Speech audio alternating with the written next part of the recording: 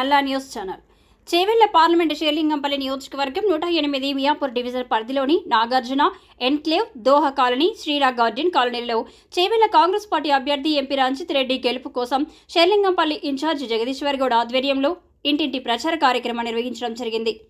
ఈ కార్యక్రమంలో Congress party senior నాయకులు, మహిళా కాంగ్రెస్ నాయకురాలు, కాంగ్రెస్ పార్టీ అనుబంధ సంఘాల నాయకులు, కాలనీ వాసులు పాల్గొన్నారు.